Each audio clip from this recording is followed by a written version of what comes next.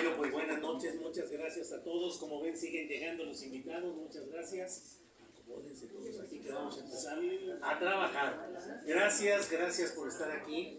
Esta es una noche especial porque tenemos la oportunidad de presentar aquí en la Feria Internacional del Libro a Jesús Esquivel, un gran escritor, un gran periodista. Debo decirles que es un periodista preciso, conciso y macizo. Lo que él escribe tiene... macizo en buen sentido. Sí. De nosotros macizos. Pero tecleador. Es muy modesto, Jesús. Pero bueno, y que ha escrito, entre otros de los libros importantes que ha aportado, es este de A sus órdenes, mi general. Déjenme decir sobre esta obra que nos permite entender, desde mi punto de vista, el proceso grave de militarización que estamos viviendo en nuestro país. El enorme poder que van tomando las Fuerzas Armadas y que, ahora sí que como se dice en la mañanera, con todo respeto, pero hay que decir que es un proceso delicado, contrario a los propósitos de cualquier pensamiento de izquierda y contrario a los propósitos de cualquier consolidación democrática. Las Fuerzas Armadas, respetabilísimas, un ente necesario para un Estado en general y obviamente para el Estado mexicano, son Fuerzas Armadas que fueron sacadas de sus cuarteles por primera ocasión en las décadas recientes, pues ni más ni menos que por el propio Felipe Calderón, que determinó sacarlas para iniciar esa aventura malhadada, desgraciada, infame, de lanzar al país a una dinámica de represión, de sangre, de lucha contra el narcotráfico, que ustedes, bueno, todos son muy jóvenes y jóvenes, todos y todas, pero los que ya tenemos algunas décadas en esta actividad, pues antes de esa guerra contra el narcotráfico de Felipe Calderón, no había los índices de criminalidad, de desorden, de descomposición del Estado, de agresión al Estado de Derecho y de daños a la población civil, como nos hemos ido viendo crecientemente desde aquel momento. Desde entonces dijimos, y es una idea que se mantiene en todo análisis de lo que son las Fuerzas Armadas y las sociedades democráticas o con aspiraciones democráticas, lo difícil no es sacar a los soldados del cuartel, lo difícil es regresarlos, es hacerlos que vuelvan, porque en cuanto salen se comienza a generar una dinámica de apropiación de la vida pública, de intereses que de por sí, y bueno, no puedo dejar de decir que históricamente el ejército mexicano ha sido una instancia opaca, gremial, muy dada a la corrupción en el control de ciertas actividades delictivas, en su tiempo el contrabando de artículos electrónicos y demás, los chiveros y el contrabando de Estados Unidos, pero históricamente también todo lo relacionado con estupefacientes, con las drogas, han estado siempre ahí la presencia de las Fuerzas Armadas mexicanas. Pero ahora, con esta fuerza que se le ha dado en esta administración del presidente López Obrador, que tiene elementos y factores positivos, destacables, plausibles en otros ámbitos, pero creo yo que va a tener un déficit fuerte en materia de lucha contra la corrupción. Yo a veces he planteado en mi espacio de internet, en mi canal, un día, entre el enojo de muchos de los asistentes a ese ejercicio, decirles, denme un solo ejemplo concreto, contundente, rotundo de combate a la corrupción. Díganme una sola persona que ejemplifique que realmente se castigó la corrupción en lo que va de este sexenio. Y la verdad es que no tuve ninguna respuesta concreta. Emilio Lozoya fue procesado desde antes y ya va casi de salida y con un trato privilegiado. Rosario Robles, que obedeció a otros factores, incluso pues de reyertas interpartidistas o intermorenistas ahora, o de la izquierda, pues está libre también y acusada por un detalle menor, pero no me desvío. El caso de Salvador Cienfuegos es uno de los ejemplos en los cuales se muestra el abatimiento de la promesa que hizo el entonces candidato López Obrador de regresar a los militares al cuartel. ¿Qué supo? ¿Qué le dijeron? ¿Qué fue lo que pasó durante una reunión famosa con el entonces secretario de la Defensa Nacional, Salvador Cienfuegos, antes de que tomara posesión López Obrador como presidente de la República? No lo sabemos, pero todo cambió hasta convertir hoy a las Fuerzas Armadas en una entidad tocada por los riesgos de la corrupción que implica todo poder excesivo y que implica además el enorme cúmulo de negocios, contratos, concesiones, adquisiciones que se han ido dando al amparo de la seguridad nacional sin que podamos saber realmente a quién se contrató, por qué, de qué manera. Pero esta historia, la que nos narra Jesús Esquivel, es la historia de cómo no es cierto que el general secretario de la Defensa Nacional entonces fue liberado por falta de cargos o porque hubiera sido inocente, sino por un pacto de alto nivel entre el gobierno de México y el gobierno de Estados Unidos. Ya me eché un choro muy largo y no voy a dejar hablar a la estrella que es Jesús. Así que gracias.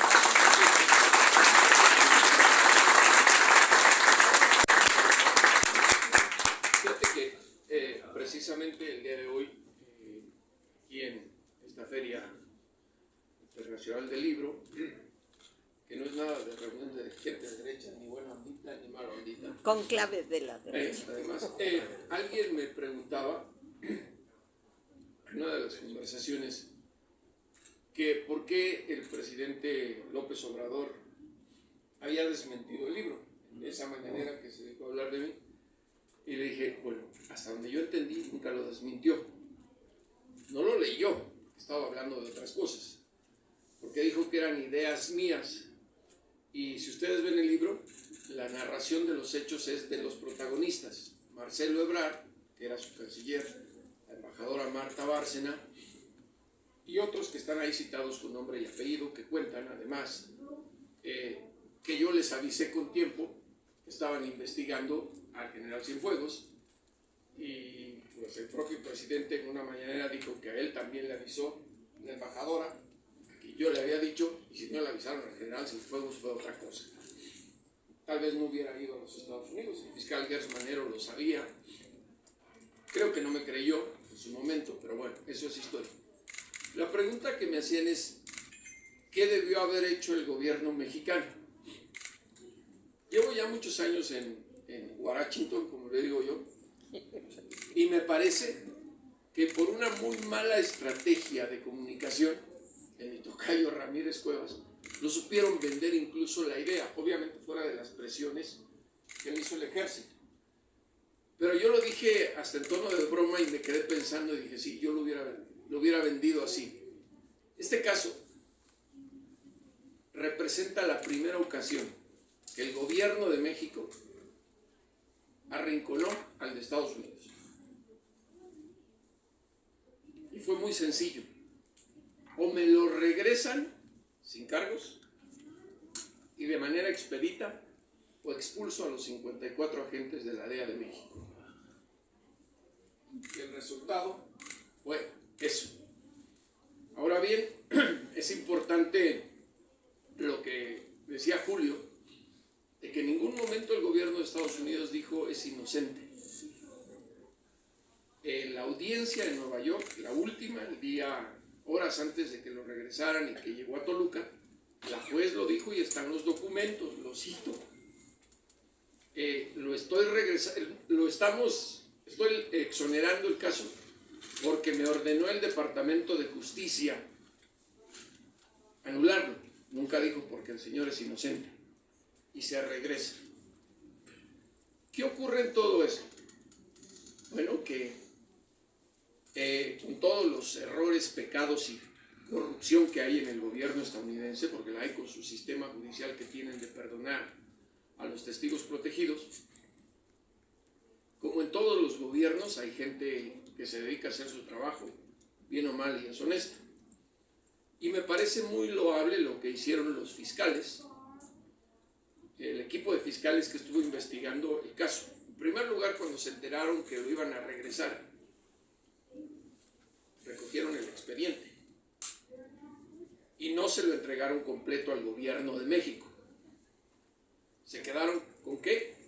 A lo mejor un día lo sabemos si hay alguna otra investigación contra otro exfuncionario del gobierno mexicano. ¿Y qué hicieron después los fiscales? En protesta por ese acto de negociación política a un caso que habían investigado, renunciaron a su puesto. Esa fue su protesta. y me decían, ¿y por qué en Estados Unidos no hubo reacciones en la prensa? Pues porque yo les garantizo que en la prensa no saben quién es el general Cienfuegos. No es un tema que para ellos sea importante. Nosotros, aquí en México, seguimos padeciendo lo que nos provocó Felipe Calderón, esa guerra militarizada. El problema que yo veo ahora, y con el caso Cienfuegos creo que es muy claro, es que al presidente no se le puede contradecir, al presidente Andrés Manuel López Obrador, porque inmediatamente tilda a uno de cualquier cosa, de lo que se le venga en la cabeza, y ya olvídate lo que hayas hecho en el pasado, ¿no? A mí me dijo que yo era un conservador. Qué insulto. No, la verdad es como que, no insulto, pero digo, bueno, al señor ya se le olvidó que yo fui el primer reportero en publicar que Genaro García Luna estaba en el narcotráfico cuando Felipe Calderón era presidente. Y que me aplaudió y que qué bueno, y que utilizó a la revista Proceso para un debate. El tema es que nosotros no estamos para aplaudir a nadie, me parece. Los medios de comunicación, la labor óptima de cualquier medio es cuestionar al poder a nombre de la sociedad, que no lo puede hacer. Y preguntar no es estar partidario con nadie. Y eso fue lo que hice en este caso. Cuando me enteré que había una investigación en Estados Unidos, muchos me han dicho, se te fue la nota, lo hubieras publicado. Y no es porque se me haya ido la nota, porque se llama responsabilidad periodística. Y además, yo arrinconado por las leyes de Estados Unidos.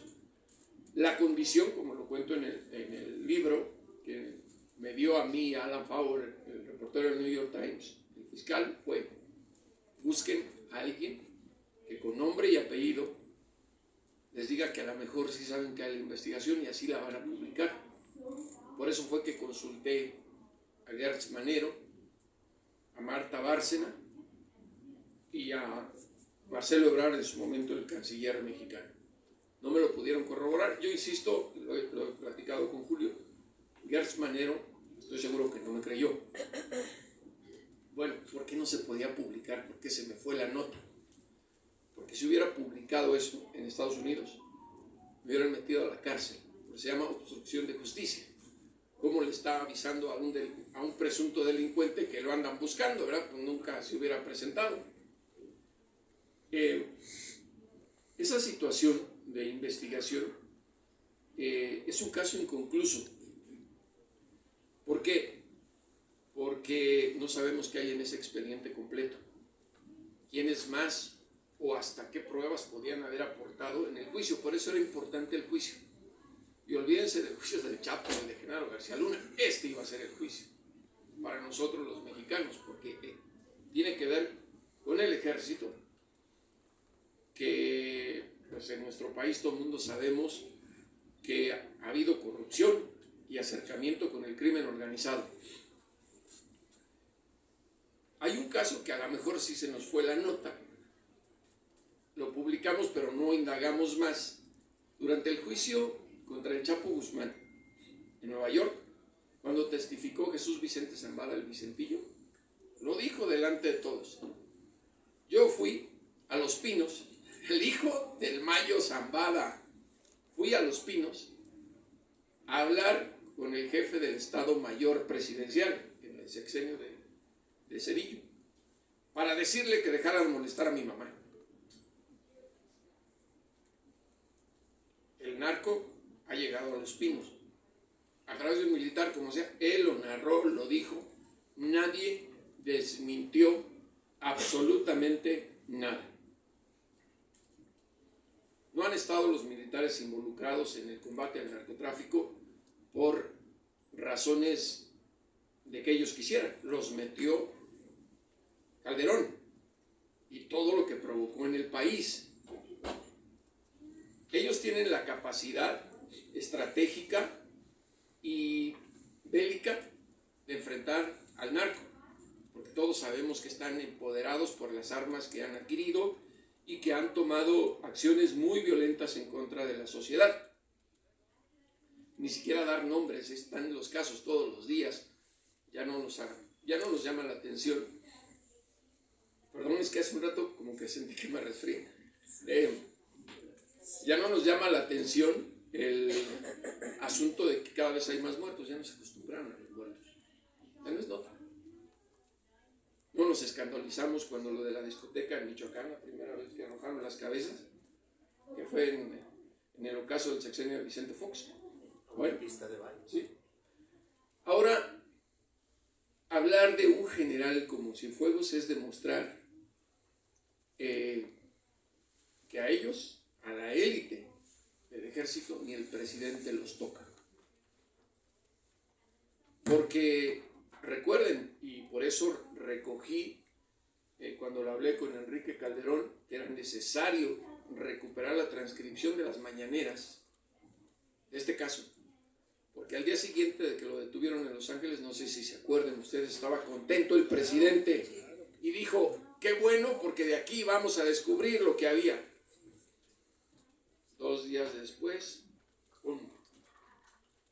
el cambio de posición del presidente. ¿Por qué?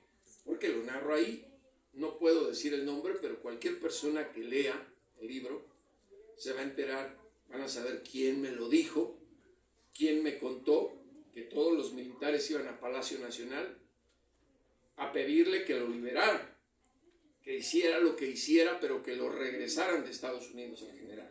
Y lo presionaron, y lo presionaron, y lo presionaron, y eso se llama claudicar ante las presiones de militares. Se supone que él es el jefe supremo de las Fuerzas Armadas, y no solo eso, sino que el poder militar, lo digo ahí, se ofrecieron empresarios a pagarle al general Cienfuegos los abogados en Estados Unidos. Y estamos hablando de un caso federal en donde la verdad, créanme, que un abogado deja a uno pobre en un día si no tiene uno nada, nada más por las horas que cobran a partir de que salen de su casa a ir a defender a alguien. Estamos hablando de una corte federal donde seguramente, por muy modesto que haya sido la propuesta de defenderlo, estamos hablando de unos, por lo menos $10,000 la hora. Y olvídense del equipo, bueno, la influencia de los militares para que un empresario se ofreciera a yo lo pago, señor presidente. Y el resultado fue ese. Yo decía, a alguien, no me lo pudieron decir, y lo pregunté, pero no, ¿a quién se le ocurrió esa tan buena idea políticamente de decir, me lo regresan o se van los 54 agentes de la DEA, pero ya? Los doblegó, y era Trump el presidente, el que amenaza con lanzar misiles a México para combatir al narco, con invadirnos para combatir al narco, con edificar la muralla en la frontera. Donald Trump, quien más ha ofendido a los mexicanos, es el exfuncionario gringo a quien más defiende el presidente López Obrador, su amigo, lo ha dicho. Es increíble, pero al ejército no se le toca. Imagínense las hipótesis ahora, transcurrido el tiempo y exonerado el general, ¿qué nos hubiéramos podido enterar en ese juicio? Sea verdadero o sea falso, porque de eso se trata un proceso judicial en Estados Unidos. La defensa presenta su caso, testigos que pueden ser manipulados, pueden decir mentiras, es un juicio, pero al juez no le toca decidir si es culpable o inocente. Por eso hay un jurado calificador de ciudadanos, y la defensa tiene que preparar también su estrategia. Ahora bien, ¿por qué lo digo? Porque me han hecho muchas preguntas como diciéndome, ¿tú por qué no le avisaste al general? O si no era mi papel, hubiera sido entonces sí chayotero. Imagínate, estaría súper bien con el ejército. El sistema judicial estadounidense es bastante complicado. Para cualquier reportero tecleador de a pie como su servidor hay que entenderlo y con la experiencia pasar muchas audiencias para poderlo entender. ¿Por qué lo digo? Porque durante el juicio contra Genaro García Luna en Nueva York, se mencionó la regla 3500, cuando el abogado de Genaro dijo que cuando López Obrador fue jefe de gobierno de la Ciudad de México, recibió dinero del narco. ¿Se acuerdan? Que se armó todo un escandalazo y dijeron es que hay 3500 documentos. Eso no es cierto. El abogado de Genaro García Luna lo que hizo fue citar lo que dijeron los testigos de la fiscalía. Él no se lo inventó. Eso está en los documentos. ¿Por qué decía yo complicado? Porque al momento de presentar un testigo, están obligados por ley los fiscales a compartir lo que les dicen sus testigos para que prepare la defensa la estrategia de rebotar eso. Y créanme, no voy a decir nombres de mis colegas, pero yo los vi en Nueva York salir a atacar al abogado de Genaro. ¿De dónde sacas eso? La prensa, lamentablemente en este sexenio, se quedó sin memoria histórica. Ese asunto ya se había mencionado en el juicio del Chapo Guzmán. Ya se había dicho, ¿cómo se llama este abogado que trabajó con López Obrador? Se me fue el nombre ahorita que yo acabo de ver un documento. Sí, Gabriel Regino. A él fue al que el hermano de Arturo Beltrán Leiva dijo, a él le dimos dinero. Nunca dijo que a López Obrador, ojo, dijo a él. Y cuando el presidente dijo que iba a demandar al abogado de Genaro García Luna, lo recordarán, estaba pensando, yo se los juro que dije que lo haga, porque va a chocar con pared horriblemente. Nada más con demostrarle, mire señor, esto yo no lo dije porque no, usted no entiende cómo es el sistema judicial de Estados Unidos. No entiende el de aquí. Pero era así. ¿Y por qué estaba yo ansioso? Porque se iba a poner bueno el pleito, porque iba a demandar el abogado al presidente en Estados Unidos y no se la iba a acabar el presidente. Ahora bien, me han dicho que todo esto es mentira y está en voz de los protagonistas. Que el general Cienfuegos nunca estuvo metido en el narco. Yo dije, bueno, pues es que yo no estoy diciendo que estuvo metido en el narco, estoy diciendo lo que ocurrió y que lo acusaron de esto. Es que al general lo perdonaron en Estados Unidos, eso no es cierto. Le retiraron los cargos. Nunca dijeron es inocente. Y por una negociación política, como dijo Julio, al más alto nivel. ¿Quién negoció con William Barr? Marcelo Ebrard. Ahí lo cuenta. Por órdenes del presidente. El ejército, en nuestro país, esta militarización. Yo puedo agregar algo que creo, la evidencia más grande de esto es ese caso. Es ese caso. Porque si no, ¿por qué se alegró el presidente ese día? Al otro día se estaba bien contento. Yo también hubiera dicho, con esto vamos a ver lo de Peña Nieto y todos para atrás. Y de pronto, hasta lo condecoró hace poquito. De licenciado, entre otros temas. Sí, la verdad es que yo creo, Jesús, que estamos con la necesidad de vigilar, de revisar con ánimo cívico crítico lo que está sucediendo en ese terreno de la militarización. Se suele decir que más que militarizar al país, se ha socializado al ejército para que actúe en tareas de construcción, en tareas de participación en proyectos económicos. Y se dice, ¿para qué querías al ejército metido en el cuartel cuando puedes salir a construir y ayudar? Es una tesis relativamente fácil de promover en el discurso. La realidad es que las Fuerzas Armadas garantizan la seguridad del país y tienen como función, entre otros temas, la filosofía de exterminar al enemigo, no de prevenir ni de evitar que se cometan cierto tipo de delitos. Y estamos viendo y viviendo sobre todo el proceso de contaminar a las Fuerzas Armadas con el gran pastel de los negocios, hoy con más de 260,000 millones de pesos que operan en diversos ámbitos de aduanas, de puertos, de aerolíneas, de trenes, de todo lo que va sucediendo. Bueno, ya no más falta que un día elijan dirigente o presidente de línea a un militar, o que pongan también de ministro de la corte a un abogado O militar. que lo ponga al frente de los Oxxos si fueran del gobierno, ¿no? Pero, Oxxo militar. sí, pero Sí. mira, Julio, yo quería agregar algo antes de que abramos para las preguntas, y es que el gran riesgo de lo que hizo Calderón, que es el resultado de todo esto, es meter a los militares a combatir al narco, porque los narcos corrompen todo, tienen mucha lana y se le acercan, y hay gente que cae en la tentación de aceptar el dinero, sobre todo, y aquí no hay que culpar tanto al soldado raso porque pues, no tienen otra opción, o los matan o reciben una lana, pero a ese nivel de generales ya la corrupción es otra cosa. Si ustedes hubieran visto al Chapo en el juicio, yo lo veía todos los días que duró el proceso. Se ve un cuate buena onda, con quien uno se puede echar una chela. ¿En serio? ¿Progre buena ondita? Sí. Ya me imaginaba. Pero el tema es eso, ¿no? Que le sabían llegar con el dinero a la gente y los corrompen. Y ese fue el gran riesgo de la corrupción por narcotráfico, que obviamente llegó a muchos niveles y a muchos que desconocemos, ¿sí? Además, no sabemos.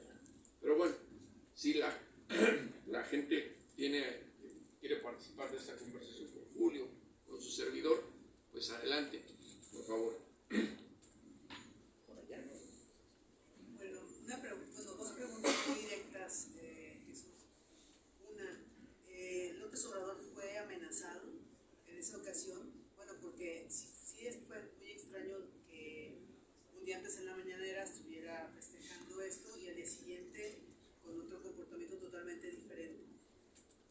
Y la otra pregunta es, ¿realmente el poder más grande que tenemos en el país es el poder militar, tanto que nunca vamos a saber qué pasó con los estudiantes de Acteal? Los de Ayotzinapa. Perdón, de Ayotzinapa. Sí, Y también lo de aquí. lo de Acteal, sí. Perdón. Y Aguas Blancas y No, todo sí, lo que sí, ocurrió. sí. Pero no sé si fue amenazado. Sería muy grave para mí especular sobre eso. Lo que sí es que fue presionado y que iban todos los días a Palacio Nacional los militares a preguntar cómo iba la negociación con Estados Unidos. Y me lo dijo Ebrard. Y me lo dijo el que no cito, pero cualquiera que lea entiende quién es. Y el presidente se veía presionado todos los días, no sé si amenazado. La segunda pregunta, y bueno, y además agregar lo que decía usted al final de Ayotzinapa. Si alguien sabe también qué ocurrió y que no nos ha contado su versión, es el general Cienfuegos. Entonces, esa es una pendiente muy grande que hay en el país. Es una deuda que tiene el presidente López Obrador, porque él dijo que lo iba a resolver. Le faltan 10 meses. Y digo, y sabemos que no van a encontrar, pero que nos digan qué pasó. Sobre todo no a nosotros, ¿no? A los familiares de estos estudiantes de Ayotzinapa. Y creo que si en estos momentos es la institución más poderosa del país, pues me parece que sí. Tan es así que ni al presidente pues le pueden quitar el dedo de salirse con la suya de algo que quieren, ¿no? ¿Cómo es posible que a ese nivel hayan logrado negociar con Estados Unidos su exoneración aquí y su repatriación de los Estados Unidos? Los agentes de la DEA, digo, de por sí ahorita el número de muertos en promedio en Estados Unidos por una sobredosis es de 316 personas cada 24 horas. Eso es muy grave. Multiplíquenlo por sobredosis. Multiplíquenlo al año, ¿no? Van a llegar a las cifras. Los gringos están muy necesitados de tener una asistencia antidrogas. Por eso es que Trump amenaza de lanzar misiles y hasta los otros candidatos republicanos entraron en el mismo tono. Es retórica, no va a ocurrir. Ellos han de pensar, nos lanzan un misil y no solo acaban con los narcos, acaban con nosotros. No lo van a hacer. Pero sí está claro que el poder militar tiene el control en este país. Tenemos al presidente, que es el comandante supremo, hablando todos los días, pero al ejército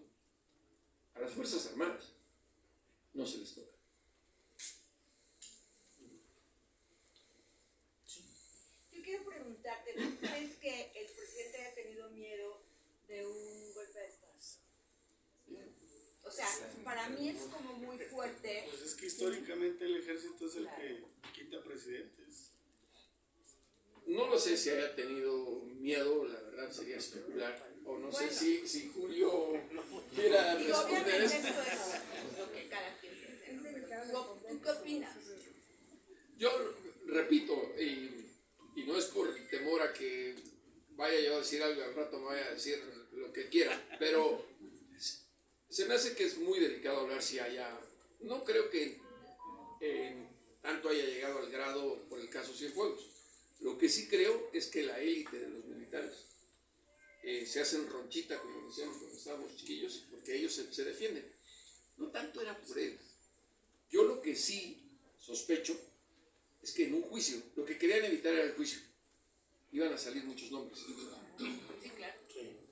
Además, bueno, la verdad es que históricamente las Fuerzas Armadas Mexicanas han mantenido un pacto con el Poder Civil, de que el Poder Civil no se meta con el militar, que designen ellos por escalafón, por arreglos entre ellos, quién es el siguiente titular de la Secretaría, y una protección grupal, gremial, con espíritu corporativo. Recordemos que México es de los pocos países donde no ha habido un secretario de la Defensa Nacional que sea civil, siempre han sido ellos mismos. Y por otra parte, imagínense si llegáramos a una situación como ha sucedido recientemente en Chile y en España, donde una mujer ha sido la secretaria de la Defensa Nacional o ministerio.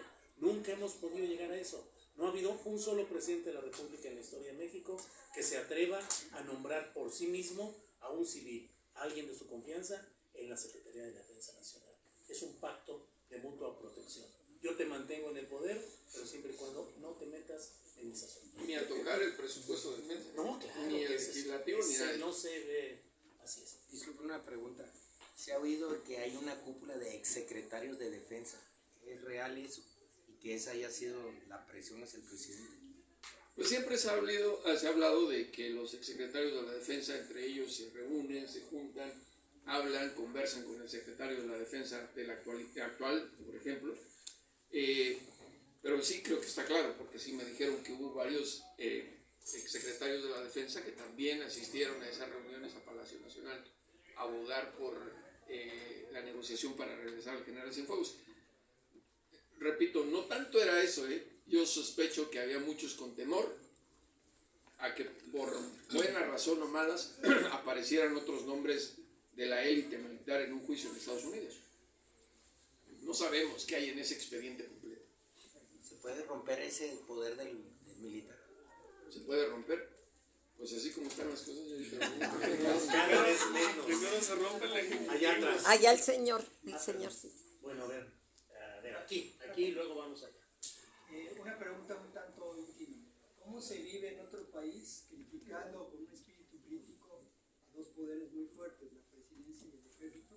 Y la segunda, ¿qué nos espera a un horizonte medio, 5, 6 años, en estos cambios y con los poderes que ya se están perfilando? El vivir en el extranjero y no necesariamente, se me hace que hemos desvirtuado mucho el argumento del papel de la prensa. Porque si cuestiona uno, que es el papel de los reporteros, es crítica. Muchas veces no es crítica, es simplemente hacer la pregunta adecuada que no se le puede hacer. Digo, yo agradezco que el presidente tenga esta apertura de las mañaneras todos los días, que no ocurre antes. Pero si lo ven desde otro ángulo, a mí alguien me comentaba en una mañanera, un colega mexicano, que los reporteros van a denunciar. Me dijo, es que aquí ya son ministerios públicos. No, ese no es el papel de la prensa desde mi punto de vista. Es cuestionar, y no tanto es criticar. Desde el extranjero se ve con otra lupa lo que ocurre en nuestro país. Y sin duda se toman experiencias de lo que uno vive y lee en la prensa del país donde se encuentra. Yo voy a decir algo porque me lo han dicho en muchas ocasiones, que yo me la vivo a toda madre en Washington, escribiendo y lanzando o cuestionando cosas. Yo lo que puedo decir en mi defensa, y invito a quien lo desmienta, de los corresponsales mexicanos, soy el único reportero que conoce, al derecho y al revés, la frontera México-Estados Unidos de los dos lados. Y me pasé casi todo el sexenio de Calderón cubriendo la lucha militarizada en el norte, en Ciudad Juárez sobre todo, cuando estaba caliente, como se dice. Conozco la sierra, he estado en varios estados reporteando. No soy de esos reporteros, ahora ya me dije reportero, ni a eso, ya tecleador, que me dedico desde un escritorio de la comunidad a hacer análisis de lo que escriben mis colegas o investigan. Me gusta ir a las fuentes, por eso acudí en esto y en otros trabajos que he hecho, ¿no? Yo recuerdo muy bien cuando critiqué, que era exponer lo que a mí me dijeron de Genaro García Luna en 2009, cuando saqué, por eso lo tengo colgado en mi Twitter, porque me dijeron, tú nunca tocaste a Genaro García Luna. Ah, caray, nunca. Ahí están los ejemplos. Y recuerdo perfectamente que a las 3 semanas de publicarse eso, la embajada, porque entrevisté a un agente de la DEA, que era el jefe de la inteligencia, y él me lo dijo, se llama Tony Plácido, ya está jubilado. A las 3 semanas, la embajada de Estados Unidos, aquí en México, desmintió la nota. En una carta que me dieron al proceso yo tenía la grabación, y respondí que tenemos la grabación, y ahí quedó el asunto. Años después, ya jubilado Tony Plácido me invitó a comer en Washington y me dijo, tengo que pedirte una disculpa, Jesús. Y yo ya ni me acordaba. Y me dijo, el desmentido que hizo la embajada de Estados Unidos en mi país a tu reportaje fue a pedido de Genaro García Luna. Por allá atrás. Sí. Es lamentable escuchar la situación de la pérdida al pueblo llegar a conocer la situación del ejército, el narcotráfico de sectores para atrás. De alguna manera me da la impresión que los fiscales hicieron.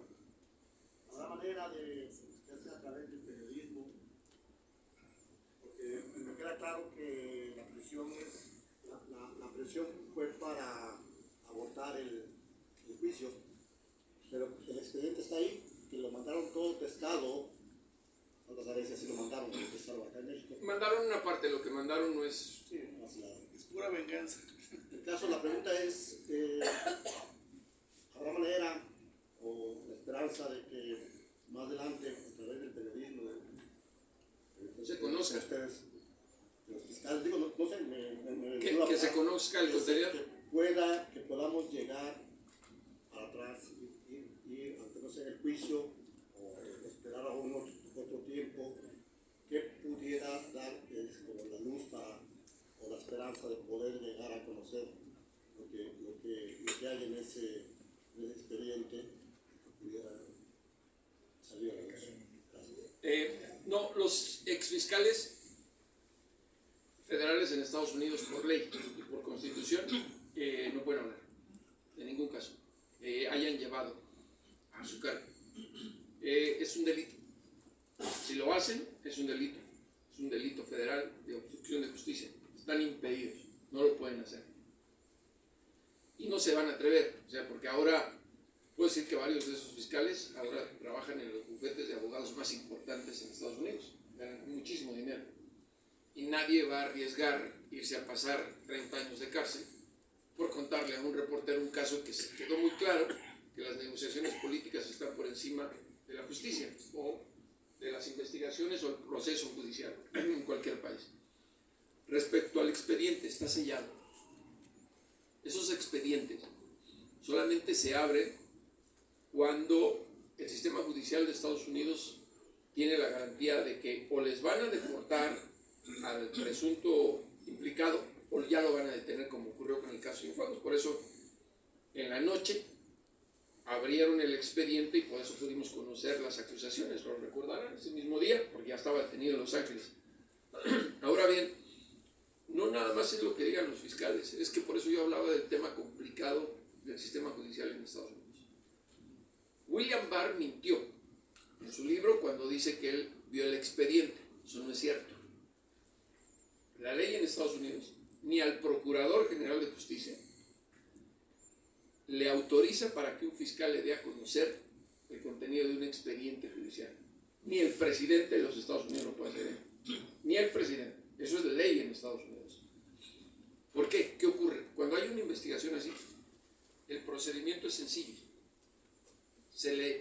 Al Procurador General le dan una especie de resumen del caso que tienen, que eso fue lo que hicieron los fiscales, le contaron pero nunca le enseñaron el expediente. No se puede. ¿Qué ocurre con eso? Si consideran que hay elementos para sustentar una orden de arresto, una solicitud de extradición, quien toma la decisión es el gran jurado. ¿Se han oído hablar del gran jurado? Y eso es antes de que siquiera ocurra. Si el gran jurado dice, esto tiene validez para un caso federal, viene lo siguiente. ¿Qué otros podrían estar embarrados? Pues podemos pasarnos toda la noche especulando, si algún día hay. Y ojalá, yo lo único que les digo que con el caso Cienfuegos la lección es, si tienes cola que te pisen, procura evitar ir a Estados Unidos. Veo, Calderón presumía la gran amistad con los gringos, ¿no? Y eligió irse a España. Por allá. Un par de preguntas. Si, por ejemplo, Cienfuegos, el nombre de Cienfuegos no es relevante en Estados Unidos, ¿por qué capturarlo? Esa sería una. Y la otra, ¿qué perspectiva se puede ver para México si se sigue con esta militarización del pueblo uniformado? De que no es importante, yo me refería a términos de la prensa. No tuvo repercusiones, o sea, los periodistas no le siguieron rascando. Se acabó el caso y para ellos pues, es otro mexicano corrupto más que se va, ¿no? Así lo ven. Sí había interés, porque era la primera vez que un general, pero como todo se acabó porque, como se nos fue la nota, Alan Fauer del New York Times y yo ya habíamos planeado publicarlo juntos en el New York Times y en el Proceso al mismo tiempo, pero no se pudo. Yo les doy un caso importante para poner en perspectiva lo que la prensa gringa tiene interés en el caso de México, ¿no? Y es muy claro el ejemplo. En el juicio del Chapo, que se hicieron famosas las desmañanadas y estar uno afuera de los reporteros a ciertas horas hasta en la noche, era porque era el Chapo y porque pues, era una leyenda y los mismos gringos lo hicieron famoso, ¿no? El hombre más poderoso, el criminal más peligroso. Era un tema mediático. Si ustedes me preguntan de esos juicios, para mí cuál ha sido más importante, pues era el de Genaro García Luna, el primer exsecretario. No hubo prensa gringa. ¿Quién era Genaro? ¿Sí me explico? En ese contexto me refería yo a que no era importante. Detenerlo es otra cosa, es un sistema judicial que tiene que ver con el tema del narcotráfico. ¿A dónde vamos a ir? Pues miren, yo lo que creo es que más allá de quien vaya a ser presidenta o presidente, que ojalá nos puedan devolver la tranquilidad y paz en el país. Que me parece que sigue siendo la gran exigencia nacional.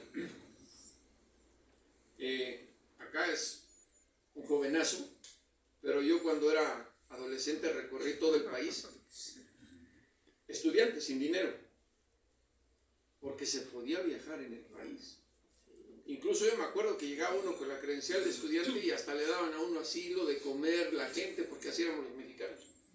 Ahora ya sospechamos hasta de nuestra propia familia, ¿no? Ha habido casos claros de secuestros, de extorsiones de la misma familia. ¿Por qué? Porque dejaron escuela el narcotráfico, los Zetas, de aterrorizar al país gracias a Felipe Calderón. De verdad, hay gente que me ha preguntado que por qué odio tanto a Felipe. Y sí lo odio, de verdad, porque nos echó a perder al país y nos quitó la tranquilidad. Y es tan descarado, de verdad, que cuando luego empieza a criticar, y entiendo que tiene que ver con ideologías políticas, yo se los juro como, les decía lo de la gripe, que yo creo que ya me dijo, que no es nada bueno ni sano para ningún reportero cubrir al narco, y sobre todo en esa época ver cuerpos decapitados, el oler a sangre, de veras, y sobre todo platicar con las familias. Yo me acuerdo el caso de los estudiantes en Ciudad Juárez, ¿te acuerdas? Que los tildó inmediatamente de delincuentes. Hablar con las mamás. O sea, era muy complicado y se acuerdan que una de ellas lo enfrentó en Ciudad Juárez. Entonces, yo creo que más allá de la militarización, y si por alguna razón llegara el país a estar militarizado y nos dicen, entonces vamos a resolver el problema de seguridad, bienvenido. Bien. Ándale ya. Adelante. Cada vez hay más preguntas, ¿no? No, una pregunta es, ¿por qué está tan protegido Calderón? ¿Lo protege a él también el ejército? ¿O qué es lo que pasa? ¿Por qué no le pasa nada? ¿Por qué está tan protegido? No sé si esté tan protegido. Una de las, para mí, decepciones grandes del presidente López Obrador ha sido, ¿por qué no se metió con él? O sea, la verdad es... No es su fuerte la venganza. No, pero a mí, por ejemplo, que Julio estaba dando a conocer los casos de corrupción, que no hay uno, a mí hay otro que se me hizo muy claro y que yo lo investigué también con mucho tiempo, el de César Duarte, en Chihuahua, ¿verdad? Y que recibe a gente y que tiene una oficina y en la cárcel. Cabeza de vaca. Hay muchos, como decía Julio, o sea. Alfaro. Sí. ¿Cuántos desaparecidos tenemos ya? Pues eso, pero Hay que me la platiquen. yo no sé si esté tan protegido Calderón, y yo creo que a veces no duerme tranquilo. Por eso se fue a Madrid. Estados Unidos. Por eso se fue a Madrid a descansar allá. A ver, hasta allá y luego regresamos acá. Sí, muchas gracias. Jesús, primero felicitarte por tu trayectoria, por tu trabajo, igual que Julio, personas como ustedes hacen de este México mejor. Primero felicitarte por eso. Y la pregunta muy puntual, la putrefacción no nada más está aquí en el ejército, también está del otro lado, lo hemos dicho siempre. La DEA, todos esos organismos, pasa la droga, pero ya no hay narcos, no hay nada. A la prensa estadounidense, a tus pares estadounidenses, ¿les interesa? ¿Investigan eso? ¿Tú mismo lo investigarías o allá sí es cuidado? Ahí nadie. A ver, y me gustó tu pregunta mucho porque que si yo lo he investigado, pues publiqué un libro, Los Narcos Gringos, y viene otro, que es la actualización de lo que ya ha ocurrido en esos años, que no les voy a dar detalles, porque si no me va a regañar allá. Pero son muy pocos los medios estadounidenses, y cada vez menos, que han dedicado trabajo a hacer la frontera y hablar de la corrupción que puede existir en las agencias federales de Estados Unidos, ¿no? A mí lo que me repugna es que cada vez, y ahorita están dándole mucha cobertura al tema de las muertes por sobredosis, por el fentanilo, que se hizo famoso el fentanilo, cuando publiqué la palabra fentanilo, y no es porque me dé el mérito, pero yo fue el primero que hice un reportaje grande sobre el fentanilo, hablé a la Secretaría de Gobernación y me acuerdo que me dijeron, ¿qué es eso? Ahora ya todo el mundo sabe que es fentanilo. Le buscan la manera de culparnos. Porque dicen, empiezan con casos así, fulanito de tal, del pueblo de tal en Pensilvania dejó 3 niños porque se murió de una sobredosis. Y le vendieron la droga, tal vez un mexicano. ¿No? Tal vez. A la prensa gringa no le interesan las notas chiquitas, como digo yo. Pero si todos los días, es una tarea imposible de hacer para un reportero, y mucho menos como nosotros los mexicanos en recursos. Pero el sistema judicial gringo, ya no me acuerdo cuál es el promedio, ¿tú te acuerdas de los casos de procesados judicialmente por narco en Estados Unidos? Pero son muchos. En las cortes federales no terminaríamos de ver cuántos estadounidenses son procesados todos los días por narcotráfico. Lo hay. Es muy complicado. Y también agentes, no solo de la DEA, de ICE, de aduanas, que han sido detenidos por narco. El dinero es mucha tentación. Pero sí, me gustó por eso, porque la corrupción la podemos medir de otra manera, ¿no? Los testigos protegidos o cooperantes. Yo siempre doy este caso ahora reciente porque lo vi. El grande, ¿no? Alguien que gozaba torturando y asesinando a gente. No sé dónde esté viviendo porque es testigo protegido, pero lo metieron a vivir con otra identidad en medio de los estadounidenses en la nada. Imagínense, han de decir, este mexicano grandote debe ser buena onda. Si supieran quién es, estarían protestando. Y acabo de ver al rey Zambada, a Jesús Zambada García, el hermano del Mayo, dando una entrevista a una estación de radio en Estados Unidos, bien vestido, y dices, ese es el sistema, esa es otra corrupción que hay en Estados Unidos. Bien. A eso voy. ¿Qué tanto están metidos los medios corporativos de comunicación en Estados Unidos también con el narco? No.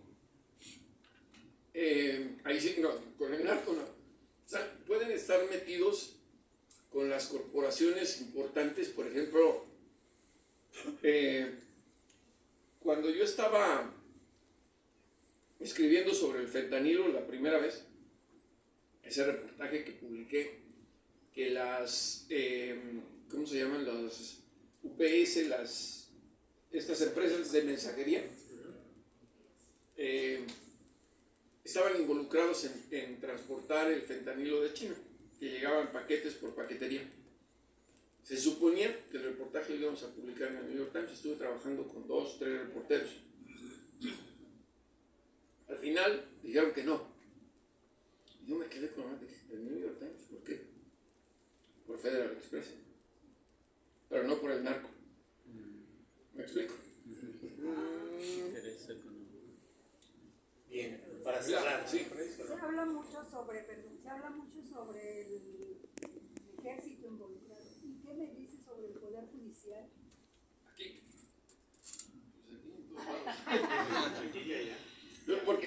Porque decía esto yo de los testigos protegidos. Es la evidencia de que los sistemas, los fiscales, pues a cambio de llevar al tambo a quien quieren, le perdonan los pecados a otros. No me corresponde hacerlo, pero sí les voy a decir algo, se los voy a adelantar para que estén muy pendientes. En enero voy a publicar un reportaje que espero haga ruido sobre un caso de corrupción de las agencias gringas aquí en México por narcotráfico. No nomás es texto, tengo videos y las evidencias. Pero espérense a enero. Muy bien, pues. ¿Dónde lo va a publicar? Proceso. En proceso, sí. Pues muchas gracias por su asistencia, muchas gracias Julio. Jesús, por supuesto, tenemos un tiempo para firmas si alguien quiere pasar.